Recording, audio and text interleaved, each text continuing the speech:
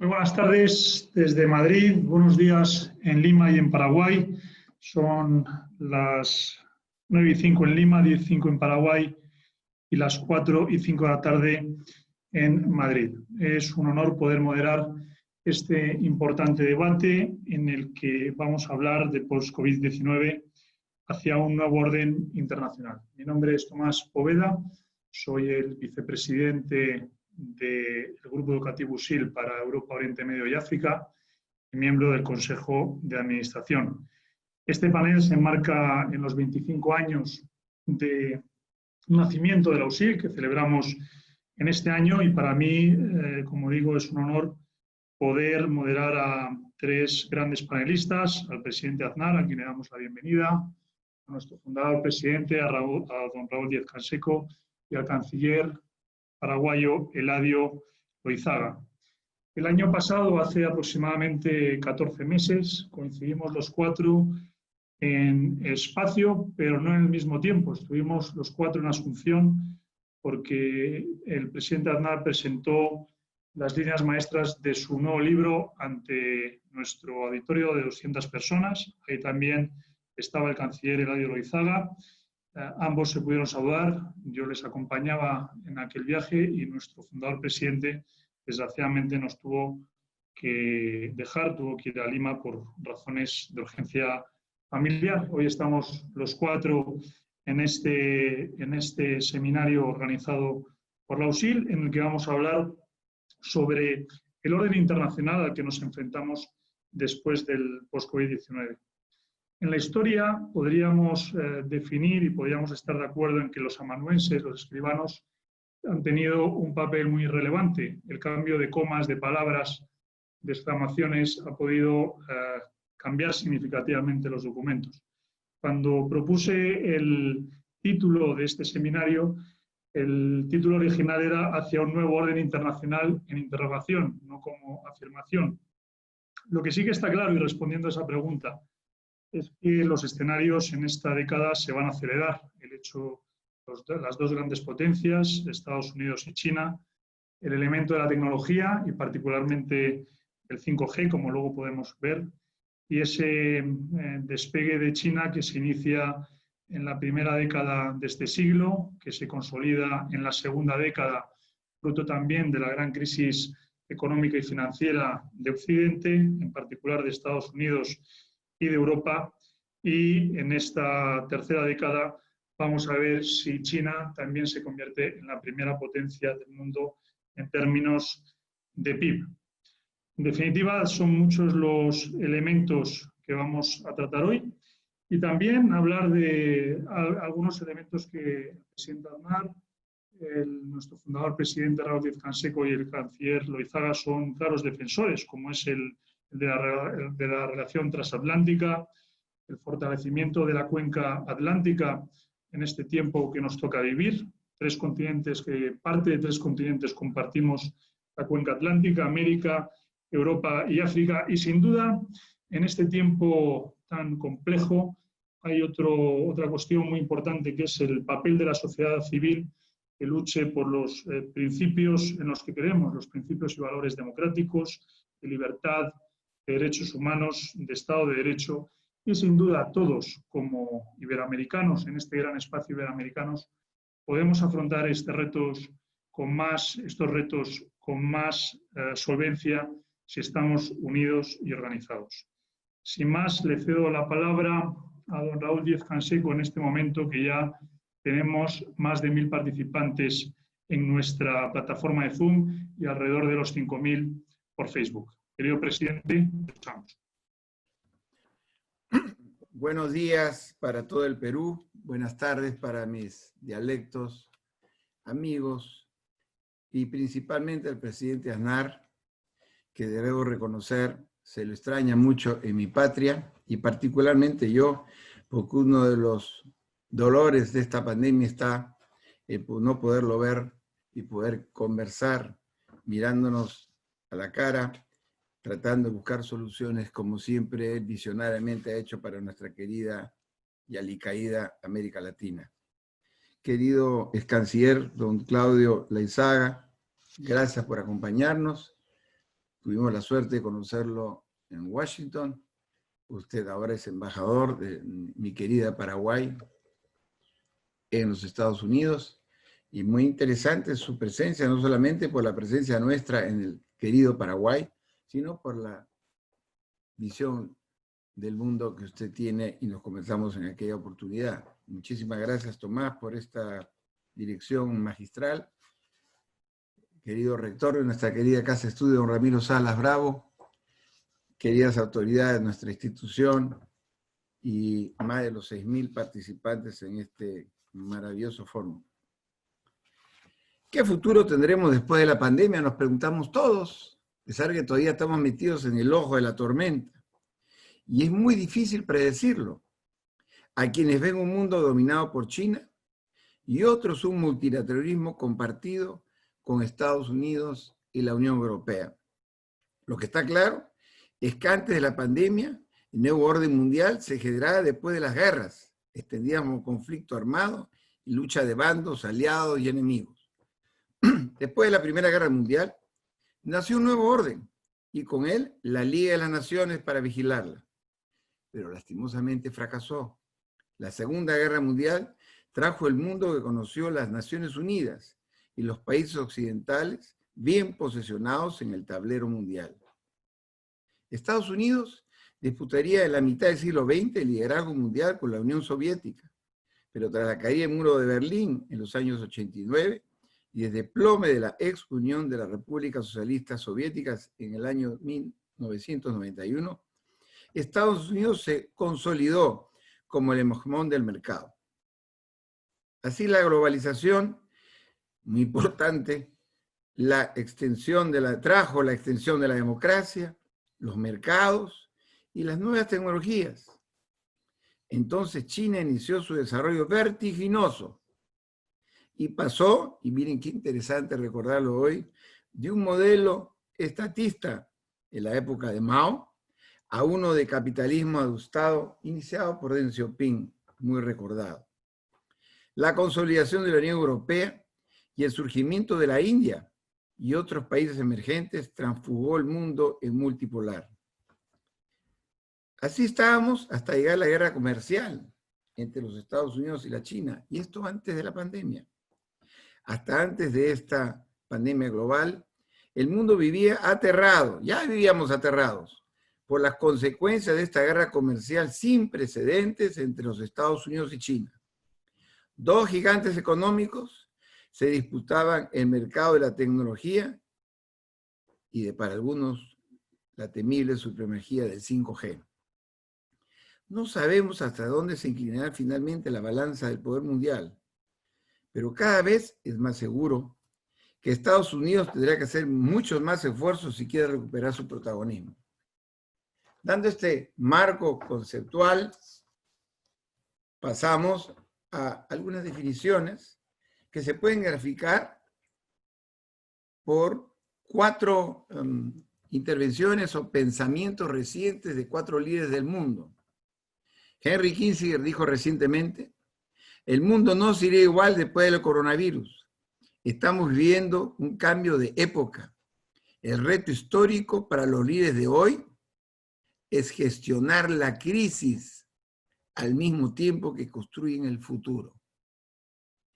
Antonio Guterres, secretario general de las Naciones Unidas, indicó recientemente: la relación entre las grandes potencias nunca ha sido tan disfuncional como hasta ahora. El COVID-19 está revelando dramáticamente que nos unimos y trabajamos juntos o seremos derrotados para la pandemia.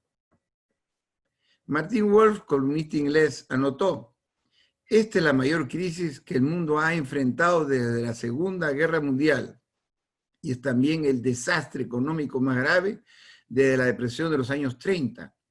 El mundo ha llegado a este momento cuando hay enormes divisiones entre las grandes potencias y cuando el nivel de incompetencia, subraya un nivel de incompetencia, en los más altos niveles gubernamentales es espantoso. Y finalmente, Michelle Albertus, de la Universidad de Chicago, indicó que el coronavirus causará nuevas crisis en la América Latina. Abre puertas para los líderes populistas. Y aquí quería agregar yo, terriblemente peligroso para la estabilidad democrática de nuestras naciones.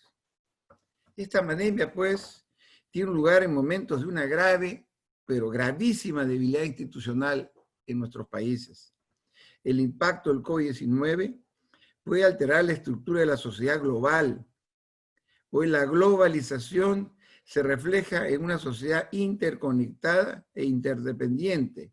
Existen muchas cadenas de valor intercontinentales muy dependientes, cada una de la cadena del resto. Esto involucra los suministros de insumos, la fabricación de partes y piezas, así como el sistema financiero. Habrá una nueva tendencia mundial hacia la diversificación en el abastecimiento y la fragmentación de los lotes de compra, valorándose cada vez más la rigidez de la respuesta. Será más evidente aún la lucha de los dos grandes jugadores para hacerlos primera potencia mundial. Esto que estaba antes de la pandemia se va a profundizar. China y Estados Unidos, ambos buscando replantear las cadenas de comercio y capturar más producción estratégica. Habría que recordar aquí, amigos que nos escuchan, cuáles son qué historia nos trae de tragedias previas en este tipo de pandemias o situaciones que sucedieron en el mundo. Una pincelada. La Segunda Guerra Mundial mató 80 millones de personas, el 4% de la población. El VIH, 36 millones de muertos. La pandemia de la gripe en el año 18, 50 millones de muertos. Pero habría que decir que no sabemos hoy si la peor catástrofe económica que nos viene de la historia, porque todo dependerá de nuestra capacidad de recuperación. ¿Y qué característica pensamos nosotros que deberían tener los gobernantes hoy para hacer frente a esa pandemia en el mundo? En una situación de crisis como la que estamos atravesando, es muy importante el rol del líder, del gobernante.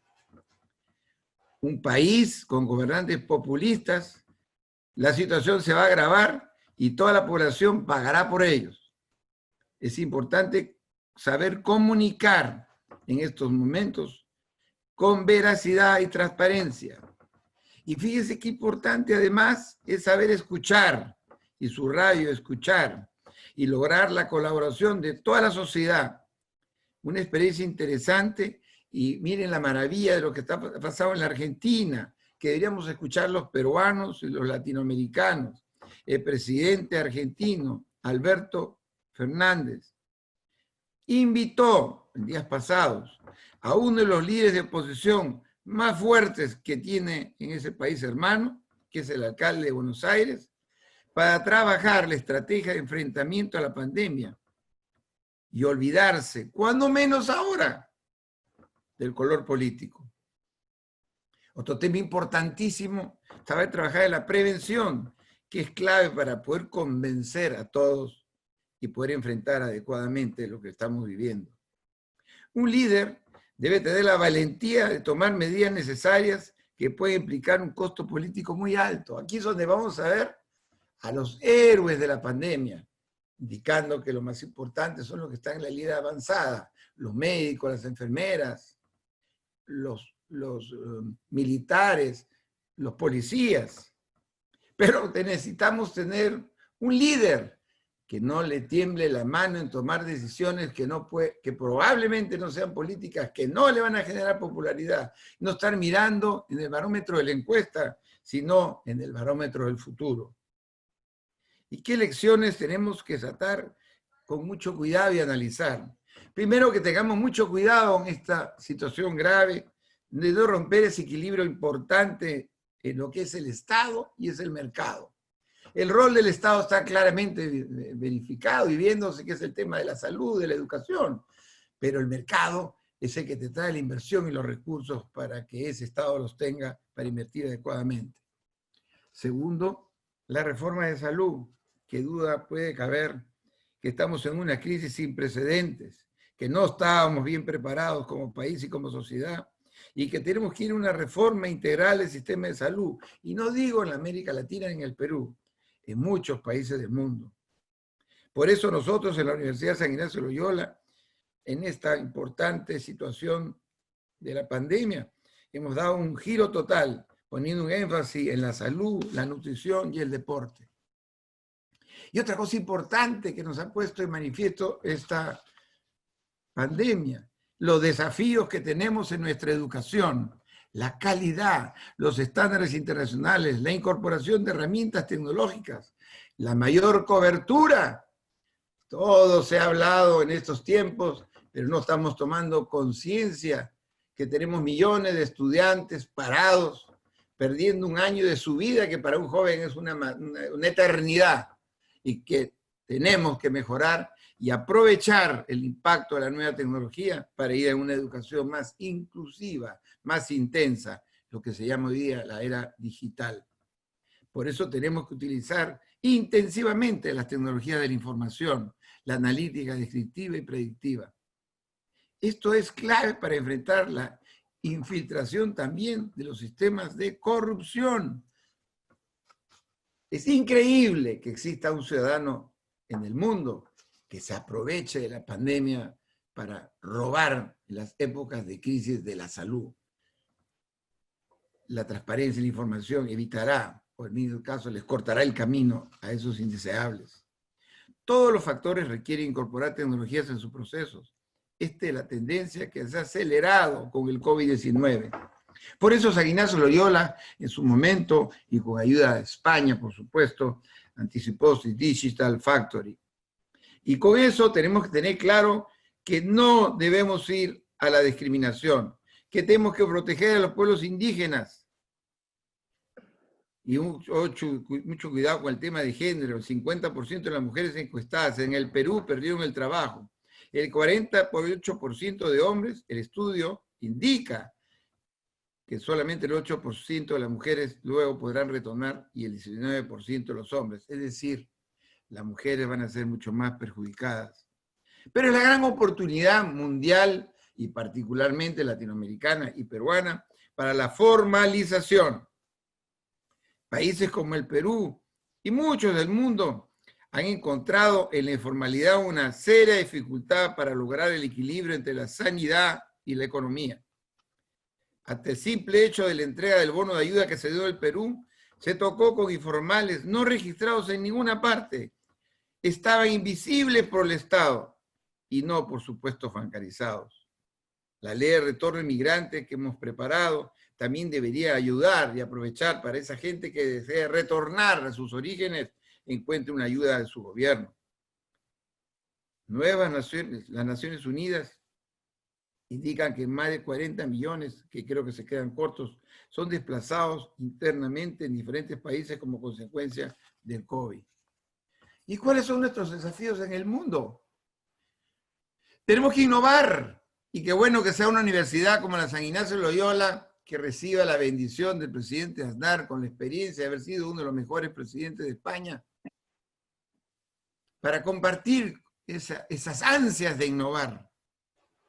Tenemos que reinventarnos, mis queridos panelistas, mi querido canciller español, paraguayo, mi querido Tomás, porque si no nos reinventamos en esta nueva era, que es hoy, estamos totalmente perdidos. Tenemos que hacer nuevos modelos de desarrollo y, por supuesto, de negocios y de crecimiento. Tenemos que ver nuevos segmentos de mercado. Tenemos que desarrollar la tecnología y mirarla como requisito de sobrevivencia. Y mucho cuidado, que se nos puede venir una crisis alimentaria. Antes de la pandemia ya se prevé un posible encarecimiento de los alimentos en el mundo. Recordamos que en el año 2019 la fiebre porcina africana eliminó a más de un cuarto de la población mundial de cerdos y eso aumentó 20% los precios en el año 2020. La peor plaga de langostas en los últimos 70 años destruyó cultivos en África y disparó el precio del maíz. El COVID-19, mucho cuidado, estimula esta presión sobre el precio de los alimentos a nivel mundial. En el caso de los países más pobres, los alimentos representan entre 40 y 50% de la canasta básica, 5 veces más que en los países más desarrollados. La escasez de pesticidas y fertilizantes está aumentando los costos de la producción agrícola. La escasez de mano de obra por las restricciones del movimiento actual generado por la pandemia están afectando la recolección de frutas y hortalizas en la India, como en las plantas de procesamiento de carne en los Estados Unidos. Las dificultades logísticas están generando sobrecostos de almacenaje, demoras y pérdidas en lotes. Adicionalmente, algunos países productores de alimentos han establecido cuotas o prohibiciones para priorizar su mercado interno, y mucho cuidado con eso, porque eso sí nos va a afectar a los exportadores de frutas de agroindustria en el mundo, como es el caso de Rusia con su producción de granos y de la India y Vietnam con el arroz. Un incremento masivo de precios de alimentos ampliará la disparidad entre ricos y pobres, que algo se había reducido con el nacimiento de esa nueva clase media. Esto preocupa por la conexión histórica, mucho cuidado, países latinoamericanos democráticos y del mundo, entre la crisis alimentaria y la agitación social. Perú, porque déjeme terminar hablando de mi querido Perú. Perú tiene la gran oportunidad de ser un proveedor cada vez más relevante de alimentos para el mundo. La agroexportación son el único rubro de exportación peruana que sigue creciendo a pesar de la pandemia. Productos diferentes, frutos, hortalizas, ojo, plantas medicinales, especies que además cuentan con propiedades terapéuticas, alto valor proteico y otros notables beneficios para la salud humana. De entre ellos amerita una mención especial para nuestros llamados superfoods, originados peruanos: quinoa, maca, maíz morado, lúcuma, camu camu, cacao, sacha inchi, uvas, arándanos, mandarina, mangos, paltas. Nos estamos convirtiendo en los segundos exportadores del mundo. Espárragos, aceite de pescado. Perú es una potencia mundial en la diversidad. Pero mucho cuidado con lo que está pasando también en el mundo, y voy terminando. Hoy, gracias a la paralización del mundo, hay demasiado petróleo. El exceso acumulado en el 2020 superará los 1.000 millones de barriles. Con economías caminando a medio ritmo, trabajadores encerrados en sus casas y restricciones severas, el transporte, la caída del consumo de petróleo ha sido tremenda, podría decir horrorosa, inimaginable. Bajo estas condiciones, es el precio del petróleo que está a nivel más bajo de los últimos 18 años. Por lo tanto, no es atractivo invertir en energía, y la caída de inversiones en este rubro es la mayor en toda la historia de la industria. Ha caído la inversión en petróleo, en carbón, en energía solar y eólica. Esto implica menor producción y al final de la receta, que no la cambia nadie, por lo tanto subirán los precios. Sin embargo, mientras están bajos, siguen quebrando las empresas y el sector que mantiene altos costos de producción. Son muchas las economías fuertes dependientes de la exportación de gas, petróleo: Rusia, Arabia Saudita, Venezuela.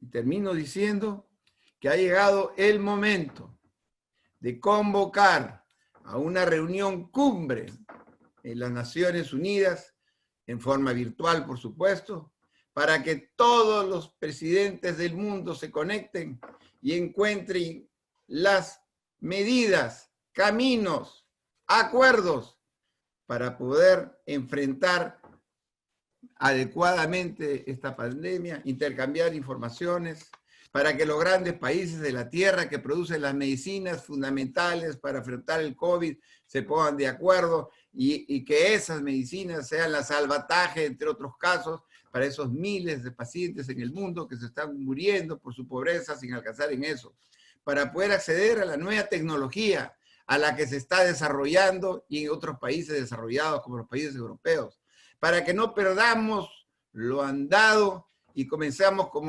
políticas proteccionistas y aislamiento de los países, porque cada uno reaccionará a su manera. Finalmente, porque creemos que las Naciones Unidas es el único foro que hoy podrían sentarse países antagónicos como China y los Estados Unidos, protagónicos como la India, como Rusia, como los países europeos y por supuesto la América Latina.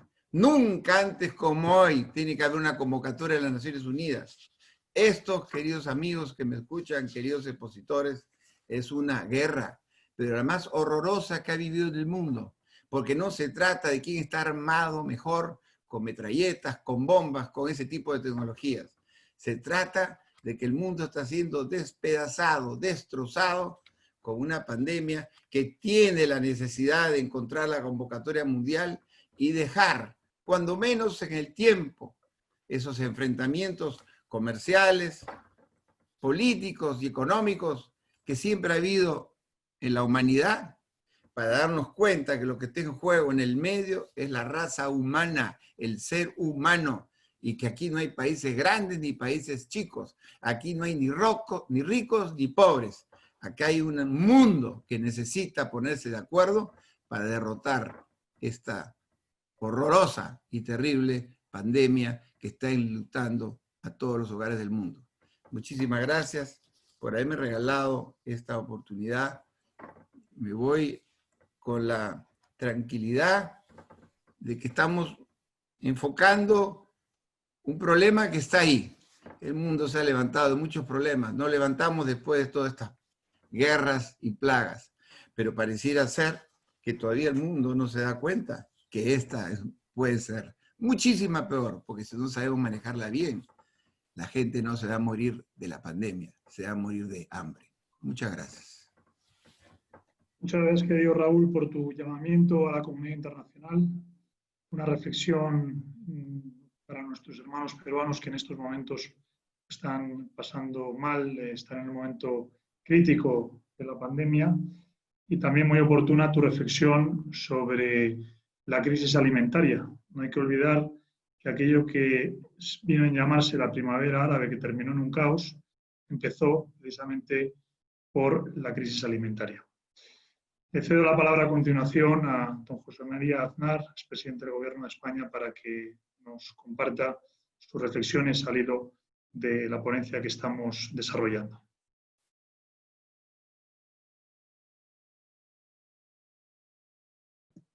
El micro, presidente.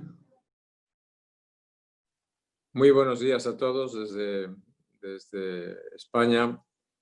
Buenas tardes aquí en España. Muchos saludos a la Universidad de San Ignacio de Loyola, muchos saludos a su presidente Raúl Díaz-Canseco, su rector, a todos los estudiantes y profesores de la universidad de la que me siento parte.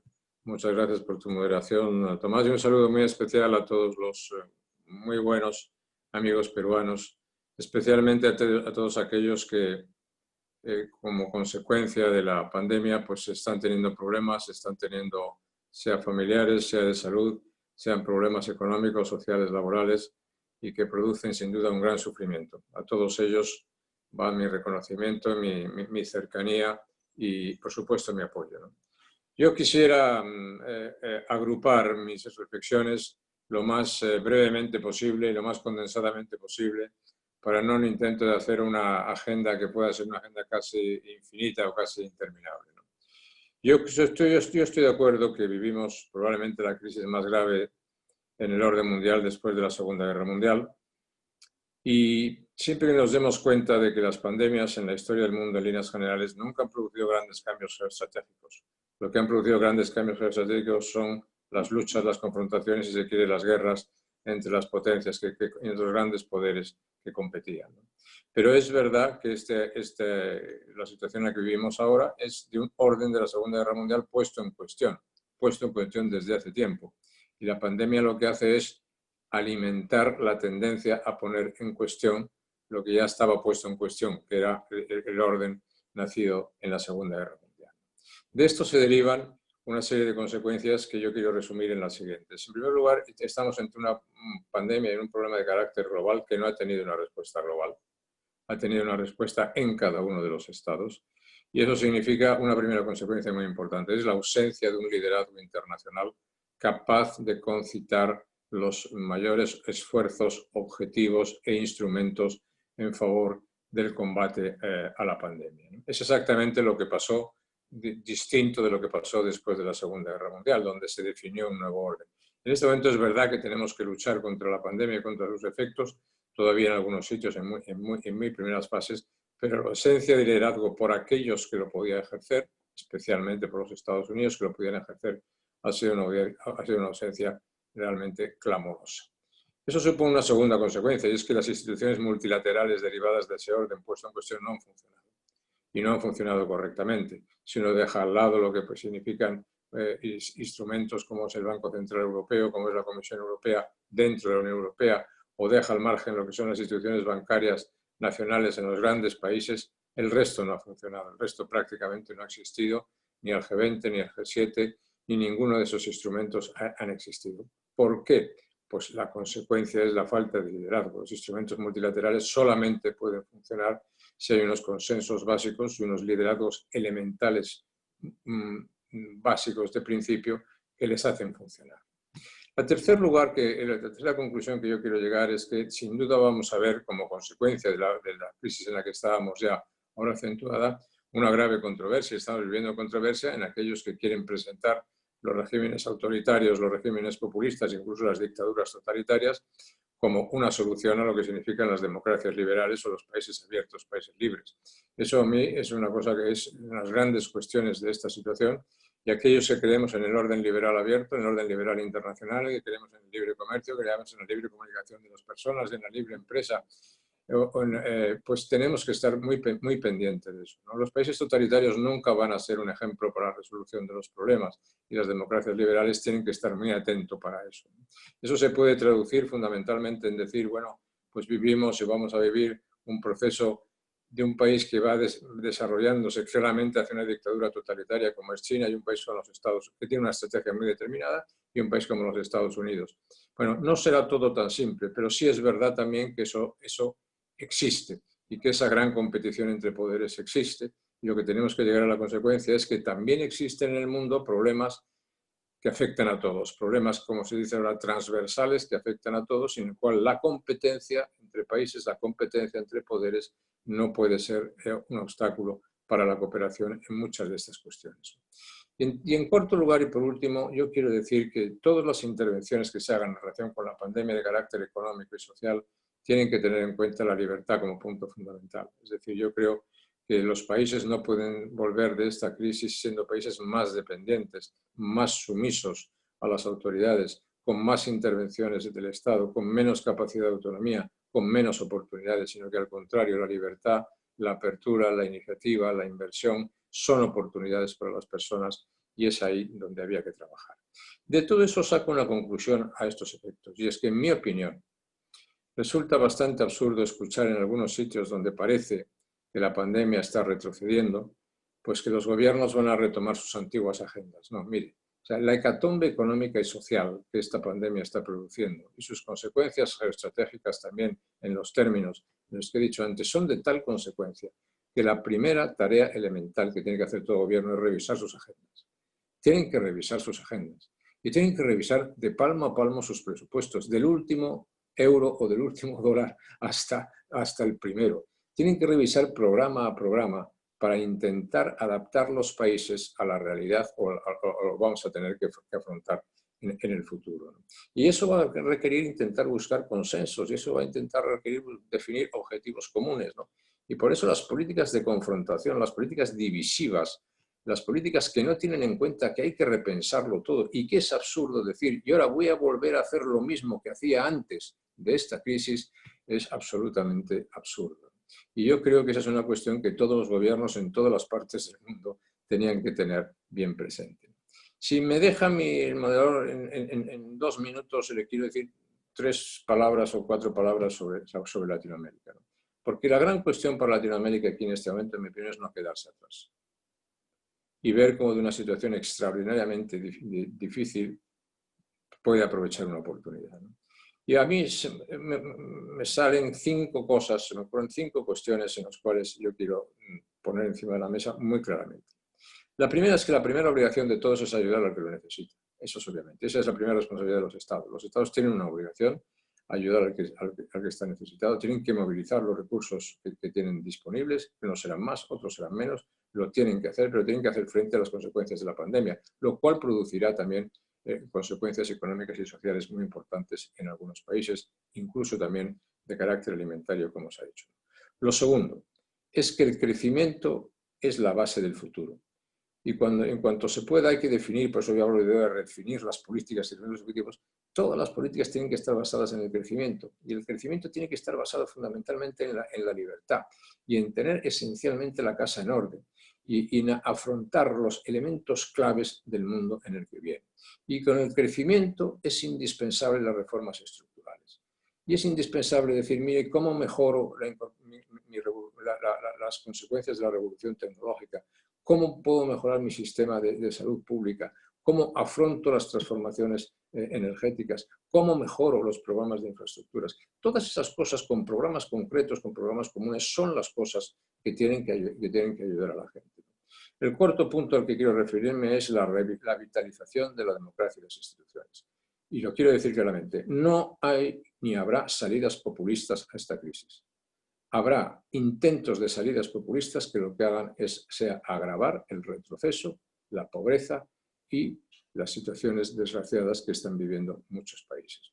Y por último, sería bueno que los gobiernos latinoamericanos que lo consideran oportuno y que fueran sensibles a esto, pudieran plantear un plan de acción conjunta ante las instituciones multilaterales. Yo me conformaría con eso, porque evidentemente las instituciones multilaterales pueden tener sus dificultades, incluso sus dificultades de capitalización, que pueden ser insuficientes. Pero es muy importante darse cuenta que si tenemos que repensar las políticas, cada uno por sí solo, en Latinoamérica o en otras partes, cada uno por sí solo no va a poder salir adelante. En fin, con estos 4 puntos de carácter general, 5 puntos de carácter latinoamericano, yo termino mi intervención. Es para mí una gran satisfacción estar aquí. Muchísimas gracias y, por supuesto, estoy a disposición para continuar la comunicación y el debate cuando sea el tiempo procesal oportuno. Gracias, presidente Aznar, por tu afecto hacia Brasil, hacia una universidad que conoces bien, no solo en su sede de Lima, sino en Miami, en Paraguay. Allá donde vamos siempre nos has acompañado y desde hace muchos años.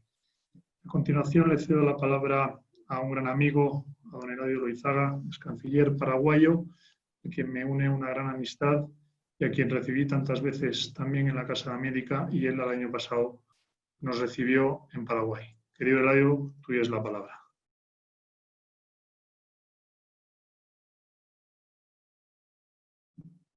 El micro, querido Eladio.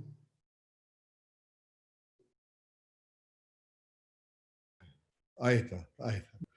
Muy buenos días al presidente Aznar, al presidente Díaz-Canseco de USIL, al apreciado amigo Tomás, con quien realmente nos une una amistad y una sintonía en cuanto a valores y principios de lo que implica un mundo democrático. Y especialmente al presidente Díaz-Canseco, la presencia de la Universidad en Paraguay es un gran aporte a la educación y a la formación de los jóvenes para ir elevando nuestro nivel de competitividad en todas las esferas que la universidad está trabajando en Asunción. ¿Qué más podría decir después de escuchar al señor Díaz-Canseco, al presidente Aznar, sobre lo que es la pandemia a nivel global. Y efectivamente, esto es algo que por lo menos nunca yo he pensado vivir una situación de esta naturaleza, y como algunos lo han definido, esta pandemia ha sido la más democrática de todas, ¿verdad? ¿Por qué?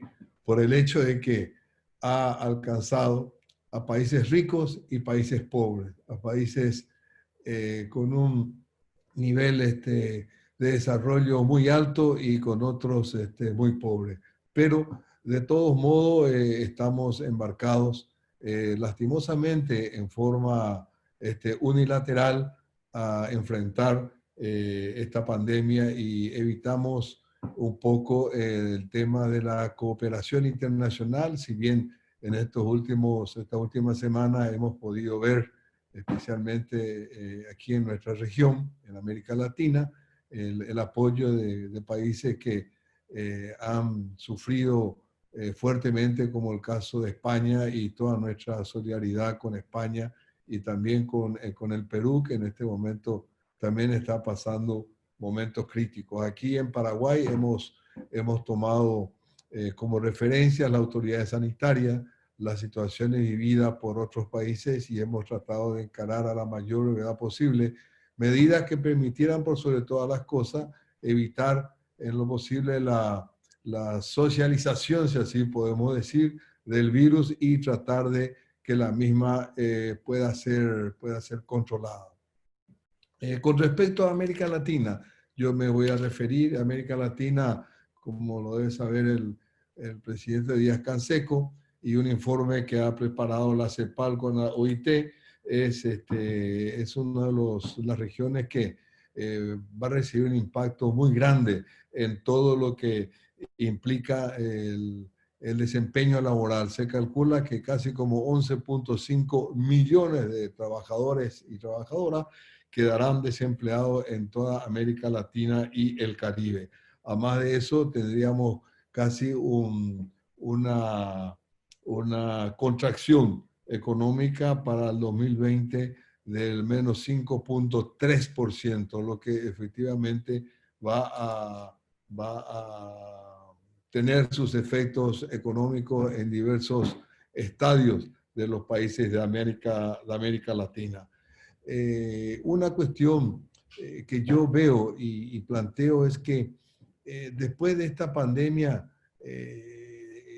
o iniciando, ya tenemos que ir pensando en el nuevo rol del Estado, ¿verdad? Yo entiendo perfectamente lo que ha dicho el presidente Aznar, el presidente Díaz-Canseco, con relación al rol del Estado, la libertad es algo que no puede ser canjeada. Solamente en este momento, con la pandemia, de alguna manera, estamos autorrestringiéndonos, ¿verdad? Por más que existan disposiciones legales en los códigos sanitarios o en las disposiciones sanitarias de cada uno de nuestros países, entendemos que tenemos que cooperar con todo el esfuerzo que está haciendo el sector sanitario para evitar que esto se convierta en un desastre, ¿verdad? Porque desde el punto de vista de salud tenemos limitaciones, no seríamos capaces de dar respuesta a eso, está a la vista, que países desarrollados han enfrentado, tal el caso como Estados Unidos, primera potencia del mundo, ha enfrentado situaciones difíciles en poder dar respuesta a esta pandemia. Y es ahí donde yo creo y veo de que tenemos que ir pensando cuál va a ser el rol del Estado frente a lo que viene post pandemia. Y lo principal que nosotros vemos es, como bien lo decía el presidente Aznar, tema de salud, el tema de educación. El Estado no puede pensar volver a lo que antes era, tratar de ocupar todos los espacios. No, el Estado tiene una misión social, una misión de dar los medios necesarios para que el sector privado y esa libertad en el comercio se desarrolle sin ningún tipo de de impedimentos, porque ¿qué nosotros necesitamos? Necesitamos empresas que generen empleos, y generen empleos ¿para qué? Para que tengamos una reducción de la pobreza. De otra manera, estaríamos siguiendo con esquemas de subsidios que ya vemos aquí mismo en la región cuál es el desarrollo final de un sistema de gobierno de esa naturaleza. Creo que en un momento dado, durante la discusión del consenso de Washington, de alguna manera se pensó que la educación y salud eran más bien gastos y no inversión, y creo que deberíamos retomar un poco frente a lo que estamos viviendo, que la educación y la salud deben ser considerados inversión en lo que hace al presupuesto general de nuestros países. ¿Y por qué? Porque en la medida que mejoremos la educación, como lo señalaban los anteriores panelistas, ampliamos el mayor conocimiento de la gente para tener un cuidado preventivo en lo que hace a su salud, y así evitar gastos, ¿verdad? Que hoy tenemos que enfrentar y que salen fuera del presupuesto, como el caso de Paraguay, ¿verdad? Que por suerte acá hubo una relación óptima entre el Congreso y el Poder Ejecutivo para la aprobación de una ley de emergencia por aproximadamente 1.600 millones destinados a salud, destinado a cubrir por 2 meses las necesidades, especialmente de aquellos sectores informales que han quedado lógicamente sin empleo por las restricciones que han vivido o que estamos viviendo. Lo señalaba también el presidente Díaz-Canseco en el marco de Naciones Unidas. Yo estuve 8 años como representante permanente y creo en Naciones Unidas, creo en el multilateralismo, pero en algo que no pude ver del todo es la voluntad política de llevar adelante las decisiones que se toman. Quizás el presidente Aznar también con su visión y con su participación en estos órganos multilaterales ha podido también observar, y quizás en algunos casos un poco de pesar de que esa necesidad que tenemos de construir una sociedad internacional un poco más justa, más equitativa, no podamos alcanzar. Y volviendo a América Latina, presidente Aznar, yo creo que Europa debe enfocar más hacia América Latina. Creo que por mucho tiempo hemos estado en una relación, si bien en el marco de las cumbres iberoamericanas, ¿verdad? Pero necesitábamos y vimos que la historia que nos ha unido desde el momento de nuestro descubrimiento y todo ese proceso, la necesidad de contar con esa cooperación, contar con un acercamiento mayor, porque si no estamos dejando a uno de los que está disputando liderazgo mundial, que es China, ¿verdad? China ha tenido una influencia muy grande últimamente aquí en América Latina. En algunos países ha hecho grandes inversiones con intereses particulares, pero sí nosotros vimos esa ausencia de Europa en toda nuestra región. Y después yo le pediría que dentro de su esfera, que usted aún todavía tiene y es escuchado, tiene presencia política importante, sabemos que España ha contribuido y ha apoyado enormemente a la concreción de este acuerdo entre el Mercosur y la Unión Europea. Estaría tropezando con algunas dificultades. Ayer o anteayer creo que el Parlamento holandés sacó una declaración en la que expresaba que se oponía a este acuerdo que aún no está suscrito, ¿verdad? Pero sí ya hubo el compromiso político, se alcanzó a un compromiso político, faltan todavía las revisiones legales, pero eso hará enormemente que la región de América Latina y Europa tengan una interacción muy grande, no solamente desde un punto de vista comercial, sino que este acuerdo tiene tres patas: comercio, cooperación y política. Y en política creo que es importante que Europa y América Latina sigan apoyando los procesos democráticos que vivimos en América Latina. El otro tema que va a afectar grande también a nuestra región es el tema de las remesas. Como bien ustedes lo saben, las remesas de los compatriotas latinoamericanos que se encuentran por razones laborales, ¿verdad?, en otros países con esta pandemia, lógicamente ha disminuido y va a disminuir enormemente, lo que sin lugar a duda va a generar situaciones sociales que los gobiernos, los estados, vamos a tener que de alguna manera buscar controlar y ver cómo superar.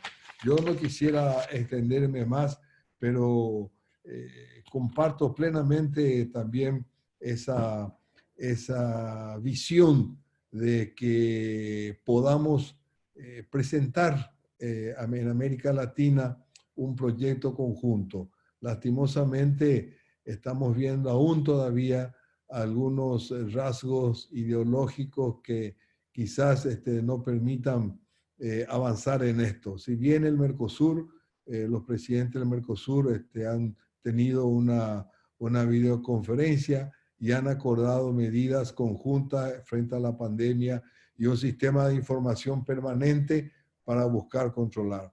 Como usted sabe, hoy en día Brasil es prácticamente nuestra región el país que lastimosamente está sufriendo embates muy grandes. Y Brasil prácticamente es un continente aquí en el sur y limita con todos los países de América Latina excepto Chile, y la transmisión de esta pandemia se da por el ingreso que existe entre ciudadanos de nuestros países, ¿verdad? Por las grandes fronteras que tenemos, que no todas pueden ser controladas. Pero yo quiero felicitar nuevamente también a UCIL esta oportunidad de poder dialogar. Esto llevaría mucho más tiempo, pero tenemos que respetar las directivas que hemos recibido y esperar cualquier pregunta que quieran hacer. Y muchas gracias una vez más, Tomás. Muchas gracias, UCIL. Muchas gracias, querido canciller. Pasando rápido a las preguntas, antes quería también saludar a nuestro rector, Jan Esperanza, nuestro rector paraguayo, que nos acompaña también en esta mañana de América, esta tarde de España.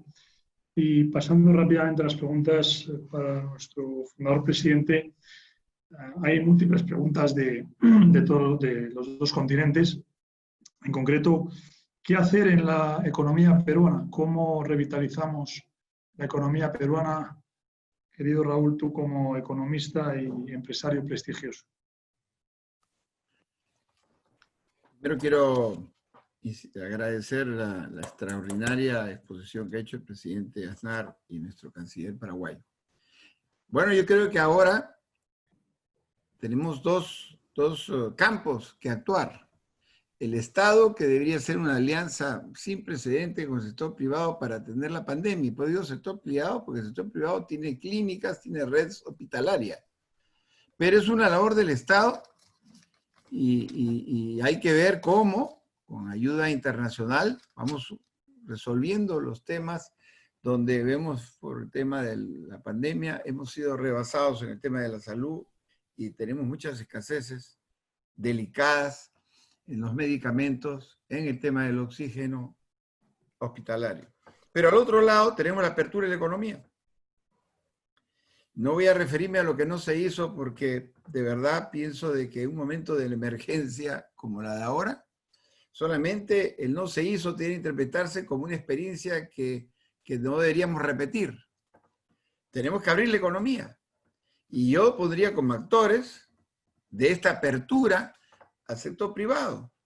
Porque el sector privado, si bien es cierto, es el 30% de la fuerza laboral, si quieren llamar ustedes, porque este es un país muy informal, produce el 70 o el 80% del PBI. Y el Estado debería entender que no hay mejor que un empresario, el buen empresario, el que tenemos en nuestras patrias del mundo, para cuidar a sus trabajadores y mantener la rigurosidad de la exigencia sanitaria. El problema que tenemos ahora es que al haber puesto sin laborar a millones de peruanos, esos peruanos ya no tienen recursos para comer. Y la única alternativa que tenemos ahora es ir a la apertura. Una apertura obviamente ordenada y tener mucho cuidado, y a buena suerte que el Perú durante los últimos 20 años ha manejado bien sus finanzas, y ahí yo tengo que insistir, porque si el Perú, y eso lo sabe el presidente Aznar, que nos visitó en su condición inclusive de presidente de España, manejó bien su caja fiscal, tuvo superávit, tuvo recursos para poder enfrentar ahora esa pandemia. Y entonces hay que ver cómo activa la economía por el lado de la oferta y por el lado de la demanda. En la demanda tenemos que afinar más los mecanismos de ayuda a las pequeñas y las microempresas. Y tener en cuenta que el tema grave de nuestro país está en el sector informal, que es el 70%. A ellos hay que atacar, pero como lo dije en la exposición, es la gran oportunidad de la formalización de esos informales. Porque ahora el que tiene la gran oportunidad de hacer esas ayudas con las tasas preferenciales del Banco Central de Reserva y a través, por supuesto, de la banca nacional nuestra, recursos suficientes para reactivar la economía en esos pequeños emprendedores que están en las pequeñas empresas, porque todos han licuado su capital. Digamos que su pequeño capital de trabajo desapareció. Y por lo tanto, tenemos que abrir esa ventanilla que permita, formalizando a esos trabajadores, a esos informales, y agrupándolos en recintos que yo inclusive, para hablar de cosas muy puntuales en mi patria, los parques. La pandemia necesita utilizar los parques, por supuesto con liderazgo de los alcaldes, poner ahí a los ambulantes, ordenarlos, organizarlos, ayudarlos económicamente y echar a andar la economía. Y por otro lado, cautelar el sector exportación peruano y ver en las aperturas que se hagan unas cosas totalmente integradas. Yo creo que la gran oportunidad que tenemos ahora es sentar en una alianza nunca vista de los que producen, lo que dice el canciller paraguayo, y lo suscribo. Necesitamos más empleo, y los únicos que generan empleo no es el Estado, es el sector privado. Lo que pasa es que los populistas se están aprovechando de la pandemia para destrozarnos el sistema, y fíjese lo que voy a decir, democrático, porque se presentan leyes que no tienen ningún sentido, que pueden generar pues aplausos en el corto plazo, pero pobreza inmediatamente después, porque la inflación, la escasez, ¿a quién golpea más? Entonces, hay que poner a actuar, y con esto termino, a los actores, que son las organizaciones empresariales, y cuando estoy hablando de las empresariales, de las más pequeñas, y ser ellos los que nos ayudan a reabrir, y muy rápido, la economía. Muchas gracias, querido presidente. Saludamos también a don Lucho Solari, que se conecta en estos momentos a la videoconferencia. Varias preguntas para el presidente Aznar desde también ambos continentes, y muy variadas. En primer lugar, ¿cómo revitalizar nuestra cuenca atlántica en estos momentos tan convulsos? ¿Cómo España puede recuperar su prestigio en vista de la nefasta gestión de la crisis en España? Ese objetivo lo pongo yo. Y una reflexión sobre el ingreso mínimo vital. Pues con mucho gusto contesto a las tres cuestiones, Tomás. En primer lugar, la revitalización de la cuenca atlántica depende muy mucho de lo que significa las orientaciones estratégicas que vayan a tomar europeos y norteamericanos. Si el mundo estratégicamente en el futuro se va a definir por una competición cada vez mayor entre Estados Unidos y China, una tendencia creciente en la Unión Europea será intentar no tomar parte de una manera, digamos, descarada por ninguno de los dos actores. Yo creo que eso es un grave error, porque una de las cuestiones que necesita la política en este momento y la política internacional, el orden liberal en este momento para ser defendido, es justamente la revitalización de las alianzas clásicas que se han forjado especialmente entre Norteamérica y Europa, ¿no? A las cuales hay que sumar otras partes del mundo, como ha sido siempre mi idea, como ha sido siempre mi sueño, que es cuando se habla de cuenca atlántica, que justamente todo el continente latinoamericano se incorpore dentro de esas grandes corrientes de política atlántica, que son las corrientes de la libertad, de la democracia, de la prosperidad, de la economía de mercado y, por qué no decirlo, de las oportunidades para la gente y de la influencia en el mundo, ¿no? Por lo tanto, yo estoy de acuerdo totalmente que eso hay que revitalizarlo y eso es la responsabilidad de los gobiernos, tanto en el marco nacional como en el marco de la Unión Europea, y también va a depender mucho de lo que sea una estrategia definitoria de los Estados Unidos al respecto. Los Estados Unidos tienen unas elecciones dentro de poco, las elecciones van a marcar evidentemente todos estos meses venideros y desde el punto de vista geoestratégico sabemos bien cuáles son las estrategias de algunos países, como es el caso de China, pero tenemos que adivinar cuáles pueden ser las estrategias de otros países como son los Estados Unidos. Ojalá, naturalmente, todo eso sirva para intentar crear nuevos puentes y crear nuevas fortalezas, porque en el mundo de hoy los problemas que se avecinan requerirán profundos, serios alianzas, serios aliados para defender también nuestro orden liberal, nuestras democracias y nuestras ideas de prosperidad al respecto. En segundo lugar, me dicen cómo se puede recuperar la situación española. Bueno, eso depende de cada política, de la política de cada país, ¿no? Antes, Raúl Díaz-Canseco citaba algunos datos pues, que responden a circunstancias distintas, ¿no? En el año 2004, cuando yo dejé el gobierno, España tenía un endeudamiento del 38% del Producto Interno Bruto. Hoy vamos a llegar el año que viene, muy probablemente a final de este año, al 120% del Producto Interno Bruto. Habría superávit presupuestario, había superávit en la seguridad social. Es verdad que se han pasado crisis, pero es verdad que las cosas se pueden hacer bien o se pueden hacer mal o regular, ¿no? Y yo dije recientemente que en los últimos 5 años España ha tenido 4 elecciones generales. Es decir, que algo falla en la política española, en la política de un país que tiene que hacer 4 elecciones generales en 5 años, ¿no? Y cuando además surge un nuevo gobierno de una moción de censura, que la Constitución obliga que sea constructiva, pero que es destructiva, y sale una alianza de gobierno de socialistas extremos, más comunistas, más secesionistas, pues evidentemente las recuperaciones son muy difíciles de imaginar desde el punto de vista de lo que es afrontar con seguridad políticamente, desde el punto de vista de la unidad, desde el punto de vista de los consensos, desde el punto de vista de los objetivos comunes, desde el punto de vista de aquellos pilares fundamentales que justificaron el progreso de España, que eso se pueda mantener, ¿no? Yo creo que hay 2 cuestiones fundamentales que deberían haber unido profundamente a los españoles y a las fuerzas políticas españolas. Una es la Constitución por una parte y otra la Unión Europea por otra parte, ¿no? Con esos 2 acuerdos básicos en torno a la Constitución y a la Unión Europea, pues España podía haber forjado los consensos suficientes para tomar las respuestas adecuadas, tanto para esta crisis como para afrontar el futuro, ¿no? Lamentablemente no ha sido así y de ahí salen evidentemente cuestiones que son cada vez más difíciles de explicar. Y me preguntan ustedes, me preguntan por último el ingreso mínimo vital, ¿no? Yo le voy a decir claramente lo que pienso. He dicho antes que la primera obligación de todo es ayudar a todo aquel que lo necesita. Y por lo tanto, si hay personas que lo necesitan, debe instrumentarse los mecanismos para ayudarles, siempre que se pueda. En segundo lugar, tengo que decir que, en mi opinión, el ingreso mínimo vital puede ser algo necesario en estos momentos, pero que tiene que ser temporal.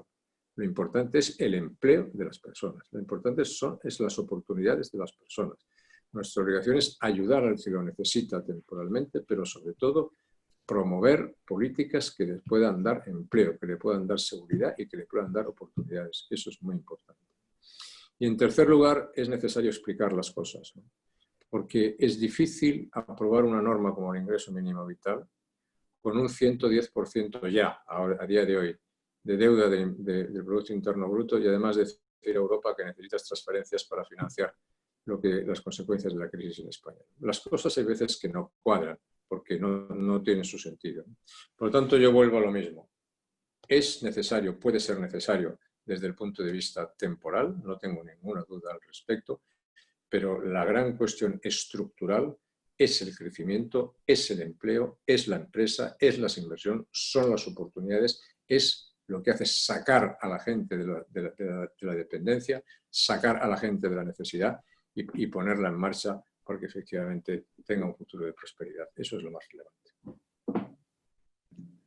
Muchas gracias, presidente. Al canciller Loizaga hay dos preguntas. Una primera, una reflexión sobre esa propuesta que ha hecho don Raúl Díaz-Canseco sobre una gran cumbre de Naciones Unidas para debatir cómo el mundo, cómo la comunidad internacional ha de afrontar esta pandemia y las consecuencias de la misma. Y también sus reflexiones sobre un país que a muchos nos preocupa como iberoamericanos, que es el caso de Venezuela, cómo está en estos momentos y cómo ve las perspectivas a corto y medio plazo.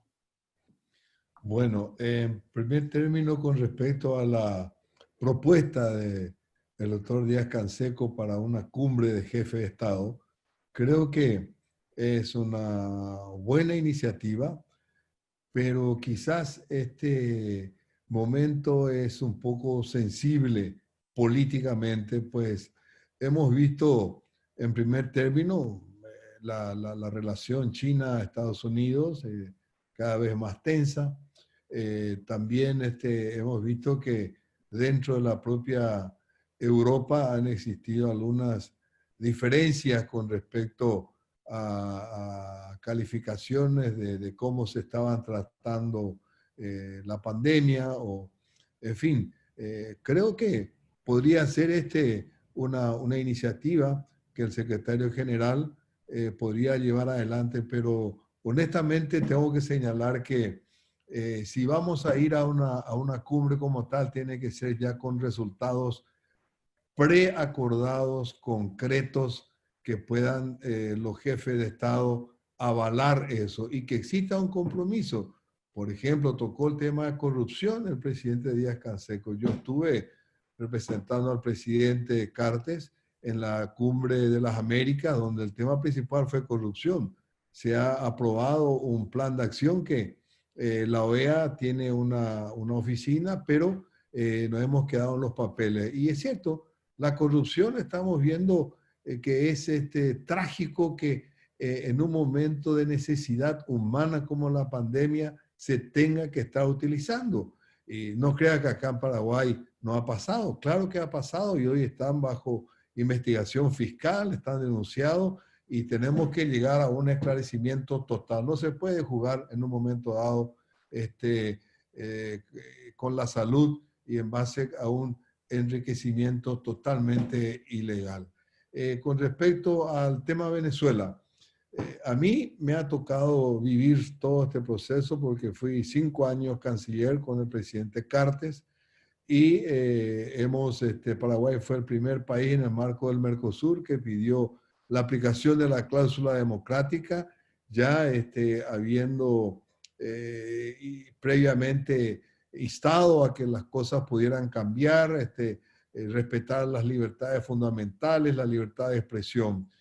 Y hoy en día, todos estos procesos negociadores que se han hecho, donde estuvieron 3 mediadores, 3 expresidentes, creo que solo fue un espacio para que Maduro pudiera ganar tiempo y llegar hasta donde llegó hoy. Lo bueno de todo ese proceso fue que en el 2015 hemos tomado la negociación con Venezuela cuando todavía existía el grupo UNASUR y teníamos una coincidencia, un grupo mayoritario de cancilleres del UNASUR, de que se convocaran las elecciones parlamentarias. Y ahí hicimos lo que sería un do des, porque cuando eso ya Estados Unidos comenzaba a aplicar disposiciones sobre petróleo y otras actividades venezolanas y señalaban que eran a la aplicación extraterritorial de la ley.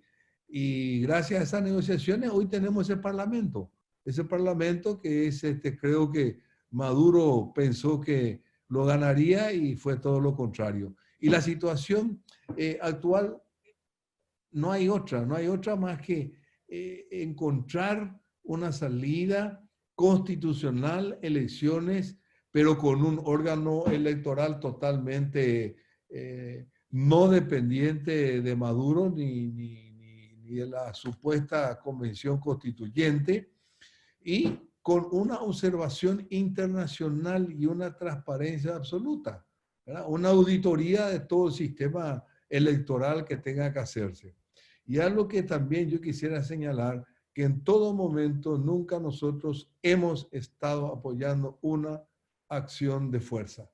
Que nos ceñimos exclusivamente a la posibilidad de que Maduro entendiera, pero no hay voluntad política, todas las negociaciones han fracasado y deja un poco de esperanza, digamos. Vamos a ver, este acuerdo que se suscribió, si bien algunos lo han criticado, para la atención de la pandemia, pero creo que América Latina hizo todo lo que pudo, no América Latina, digamos, el grupo de países que siempre hemos estado en esa situación, y también en la OEA.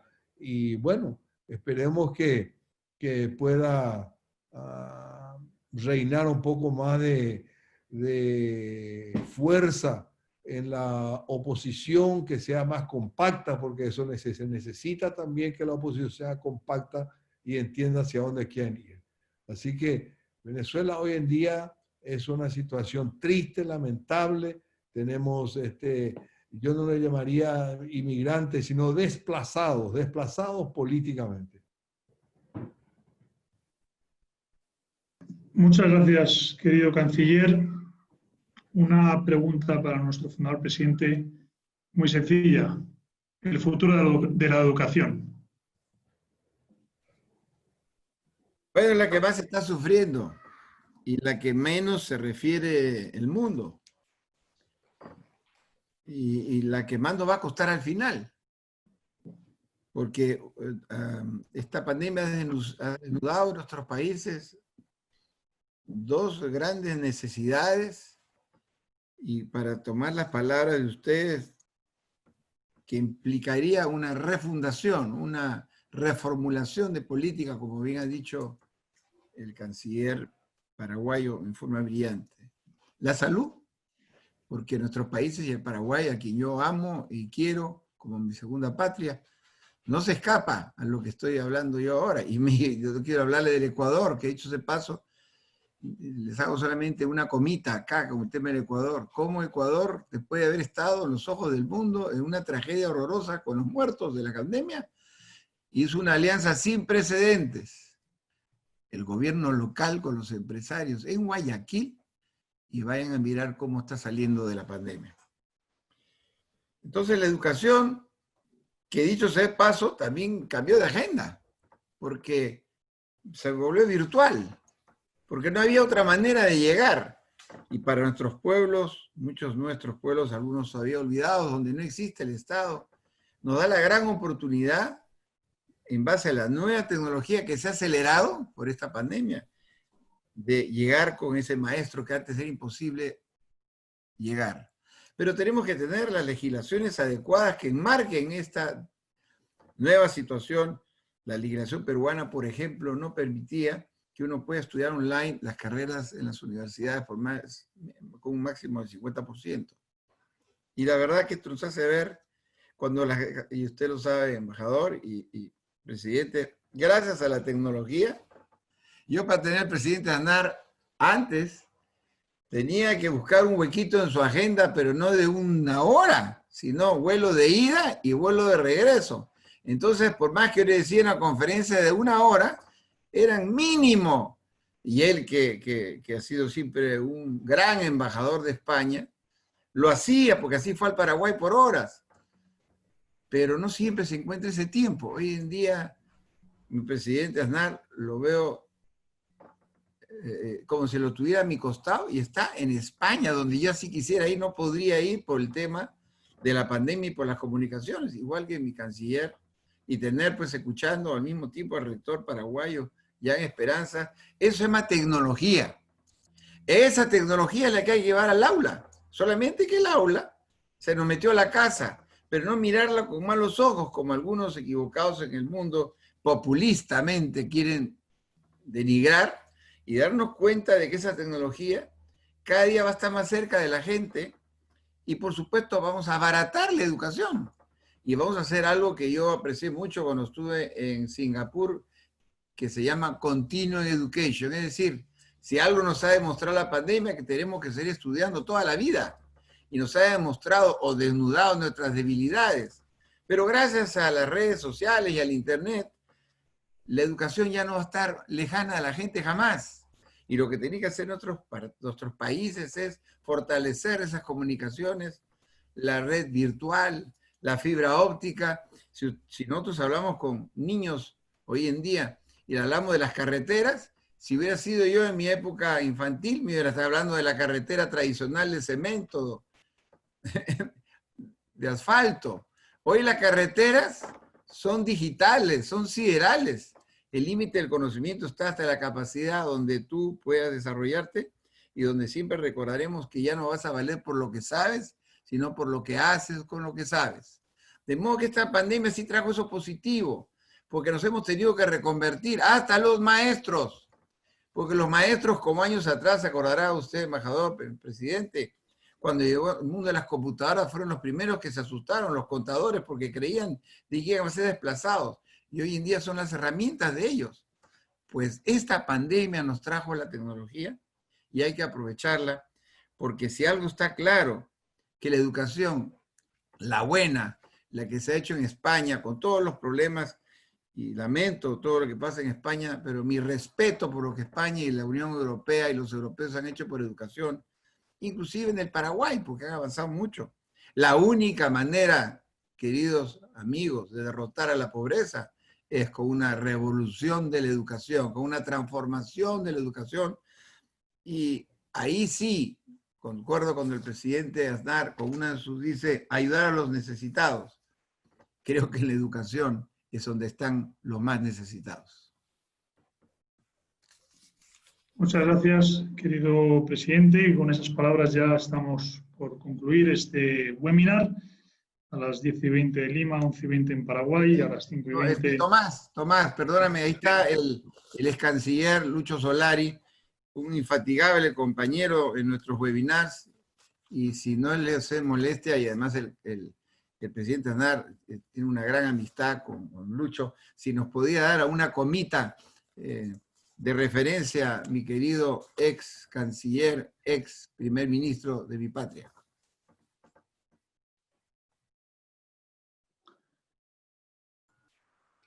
Gracias, Raúl, por tu inefable y permanente generosidad.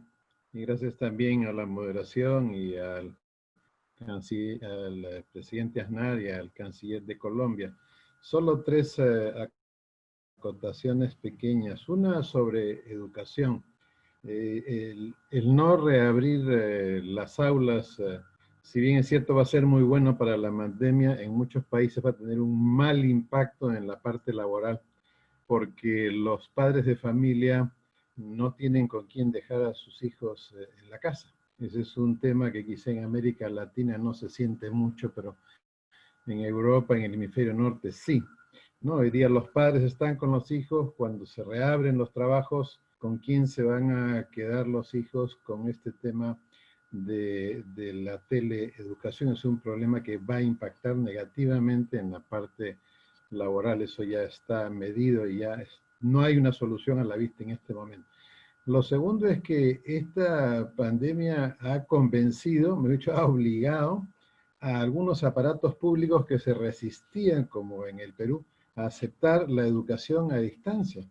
Y ahora no solamente la han tenido que aceptar, sino la han tenido que implementar. Esto es estupendo, porque esta es la educación del futuro, ¿no? La economía de bajo contacto, la educación de bajo contacto, donde lamentablemente se puede diluir y perder el calor humano entre maestro y estudiante. Lo segundo es el tema sí, yo creo, Raúl, que es indispensable una reunión de expresidentes.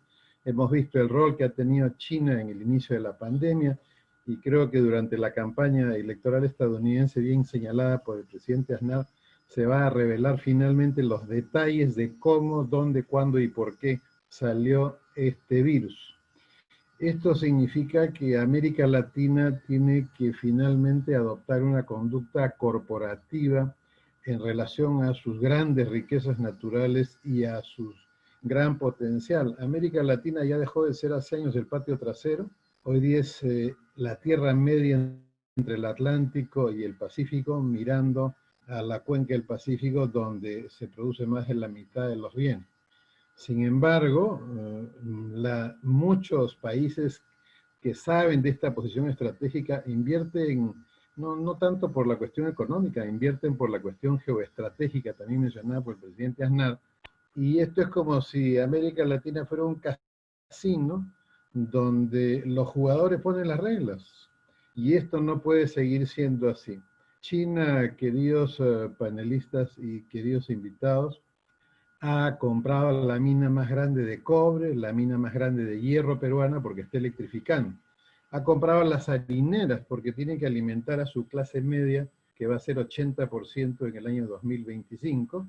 Y ahora está comprando los puertos para trasladar todo el hierro, el cobre y la harina. Y estratégicamente eso, como bien sabe el presidente Aznar, está bien que demos parte de las joyas, pero no la corona completa. Entonces tenemos que ponernos de acuerdo para escoger bien a nuestros inversionistas y privilegiar la relación histórica, ancestral que tenemos con Europa, que ha sido por años en este siglo el principal inversionista en la región. Y lo último, contra esto que acabo de mencionar, es que todos los países de Iberoamérica, en el primer estudio sobre familia bien hecho que se ha hecho el año pasado, ha mostrado que todos los países iberoamericanos tienen saldo migratorio negativo. Es decir, se van los latinoamericanos de América Latina más de los que regresan. Y eso merece una política común a nivel continental para definir las causas y corregirlas conjuntamente. No puede ser que nuestro recurso más valioso, que son las personas, migren a otras latitudes, y lo curioso es que sus primeros sitios de migración están dentro de la misma América Latina y ya no tanto al hemisferio norte luego de la crisis del 2008. Nuestro recurso más valioso, que son las personas, los latinoamericanos, ¿y quiénes se van? Se van las personas en edad laboral. El impacto que esto puede tener al interior de nuestros países merece poner este punto y el anterior que mencioné en una agenda de reunión de presidentes. América Latina es un sitio privilegiado, está la mayoría de los países de biodiversidad. El índice de poder del lenguaje, que está en cuarto lugar, va a subir al tercer lugar. Es decir, nosotros tenemos un potencial y una ubicación geoestratégica. Imagínense, somos el único continente en este momento, el único territorio bioceánico entre los dos grandes océanos.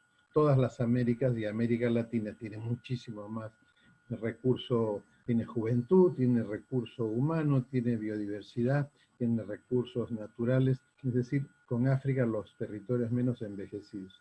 Esta pequeña reflexión, queridos panelistas, es solamente para agradecerles y decirles que aquí en el Perú, con Raúl y con otros peruanos, estamos dispuestos a trabajar por este gran sueño que tuvieron los libertadores e independentistas de América Latina. O sea, hacer América Latina un sitio inolvidable y un sitio en el que todos quieran estar. Muchísimas gracias, Raúl, y muchísimas gracias, presidente Aznar, señor canciller, señor moderador. Muchas gracias, querido canciller. Y si a todas esas fortalezas de América Latina que sumamos España, Portugal, Andorra, los socios europeos de la Comunidad Iberoamericana, haremos un espacio fuerte, con principios, valores y con grandes fortalezas para afrontar los retos que tenemos por delante en este siglo XXI y en particular después de la pandemia. Ya estamos concluyendo. Le cedo la palabra, antes de agradecer a todos nuestros panelistas, al presidente Aznar, al canciller Rezaga, al canciller Solari, a todos los invitados que nos han acompañado, a los participantes, a los más de los miles de participantes entre América y Europa que nos han acompañado, a los equipos técnicos que nos han asistido y sin más le cedo la palabra a nuestro fundador presidente para que nos despida. Unas reflexiones finales, queridos amigos. Primero, para decir que el día de hoy ha sido un día especial para la humanidad, a pesar de todo, porque se cumple el Día Mundial del Medio Ambiente. Imagínense, hablando de todo, porque lo que hemos lesionado consistentemente y donde el tema del calentamiento global no permitió a las grandes naciones darse cuenta por dónde nos íbamos. Finalmente, habría que decir pues, que ha habido una falta de liderazgo norteamericano en esta pandemia, que no hay la menor duda. Que el nuevo coronavirus es una enorme prueba para la globalización. La crisis obligará a una reevaluación de las economías globales interconectadas. La globalización no solo ha permitido la rápida propagación de las enfermedades contagiosas, porque así es. El Perú se contagia por los que venían del mundo. Nunca me voy a olvidar el mensaje del presidente Vizcarra cuando decía, hoy se dio el primer caso. ¿Y de dónde venía? Venía de Europa. O sea, no nació en nuestra América Latina la propagación de enfermedades contagiosas, sino que ha fomentado y esto es lo delicado, una interdependencia entre empresas y naciones que la hace más vulnerable a las crisis inesperadas. Por eso, insisto, a la convocatoria a una cumbre mundial de las Naciones Unidas. ¿Para qué?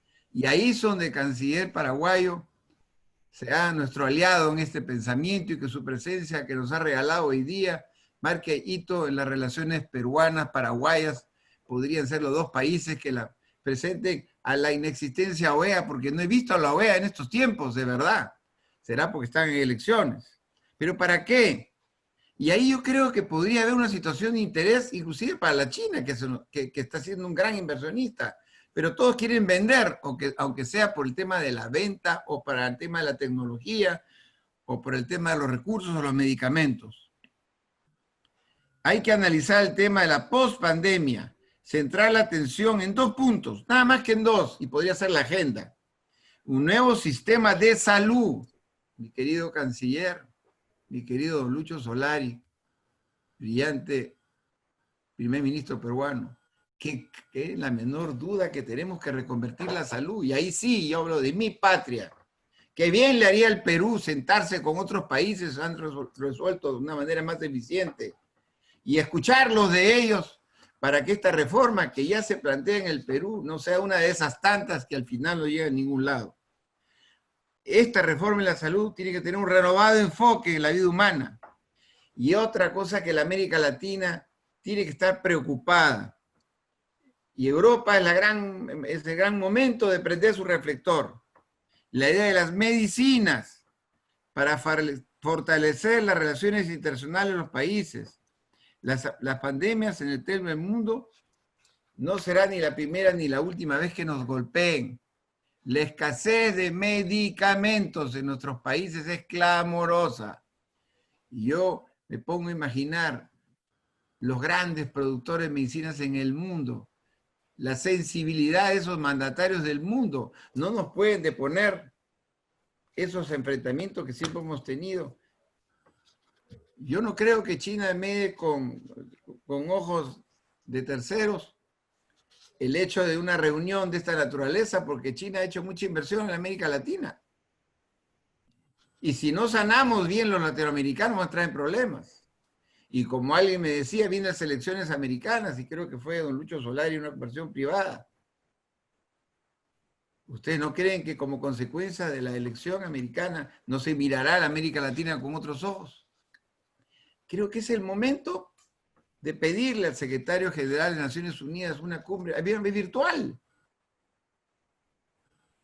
Un presidente no tendrá media hora, 1 hora de poderse sentar. Por supuesto, entiendo lo que dice el canciller por la experiencia en Naciones Unidas, igualito que Lucho Solari, que va a tener que haber una interconexión previa. ¿No creen que la gravedad de la crisis de emergencia al borde del naufragio que nos está llevando la pandemia amerita que nos juntemos los países del mundo a ver cómo nos ayudamos? ¿Usted cree que a Rusia no se le muere la gente en la calle? Y los chinos solamente saben ellos cuántos murieron. Tienen conciencia para también darse cuenta que algún protagonismo tienen y tienen que reservarse y asentarse. Y los americanos que inicialmente no miraron con respeto a la pandemia, ¿cómo están? Fíjense lo que acaba de pasar en Estados Unidos hace pocos días, no como consecuencia de la pandemia, pero tomen la temperatura de cómo está la población del mundo. Podría ser una válvula de escape.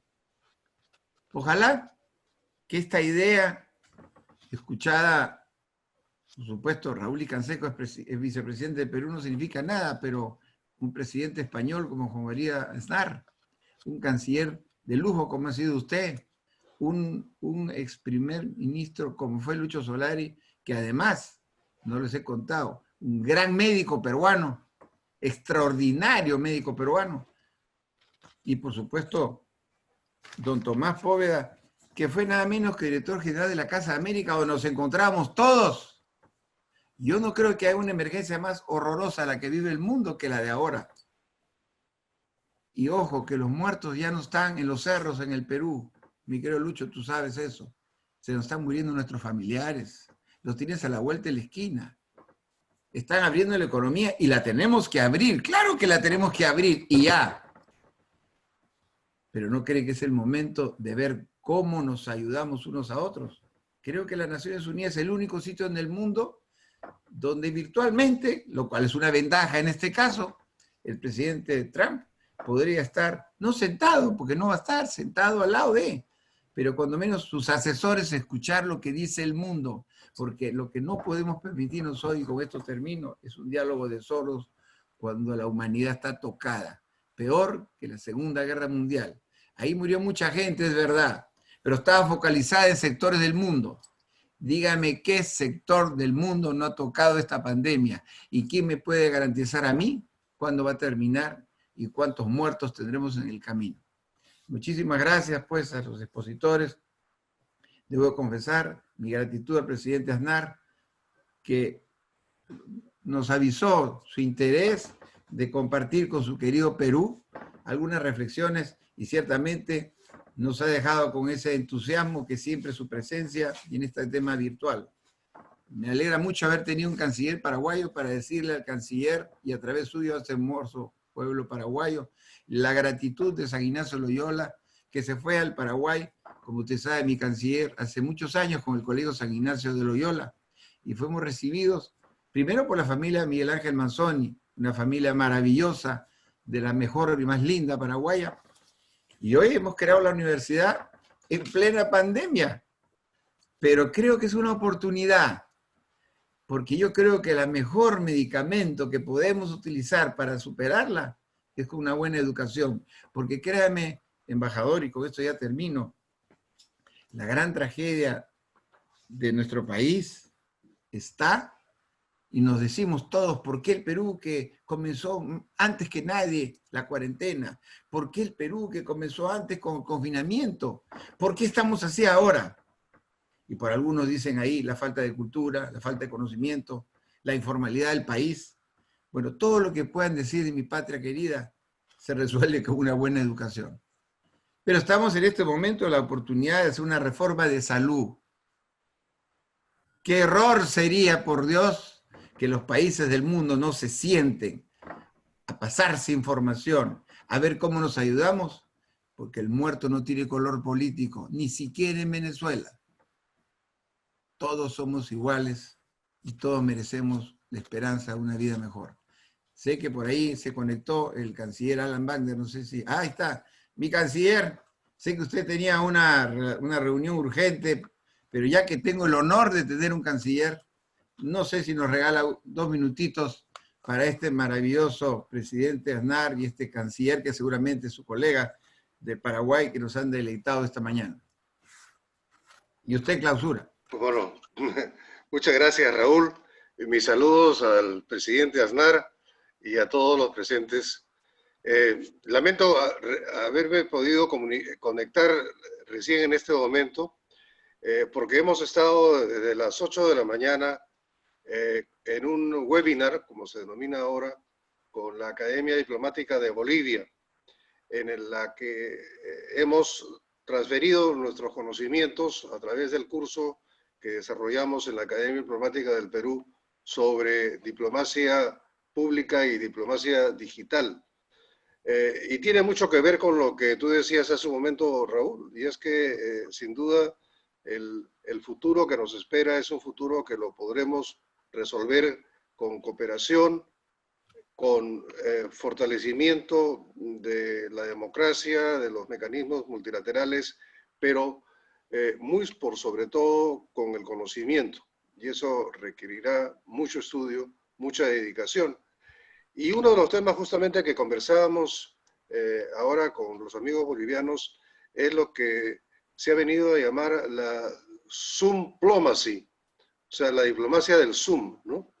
Y hace poco la revista Foreign Affairs publicaba un artículo muy interesante en que se preguntaba en el título si la Zoomplomacy permanecería para siempre. Y al final concluye el artículo diciendo de que la pandemia, así como tiene cosas terribles, ¿no?, que nos están ocurriendo, también nos ha introducido a un mundo nuevo, que es este mundo de la realidad virtual, a través del cual nos podemos comunicar con mucha frecuencia y con cierta eficacia.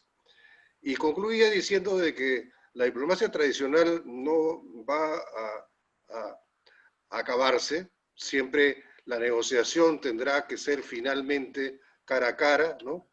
Pero que tenemos que aprovechar todo lo posible de estas nuevas tecnologías y las oportunidades que el Zoom nos ofrece. Y una demostración es lo que ha ocurrido esta mañana en este foro que tú has organizado, Raúl, y al cual me sumo tardíamente lamentándolo mucho. Bueno, es un saludo a todos y muy especialmente a mi querido amigo, el presidente Aznar, que nos visita virtualmente a través de estas pantallas. Muchas gracias, Raúl, por tu invitación también. Gracias. Muchas gracias a todos. Que vive España, que viva Paraguay, que viva el Perú.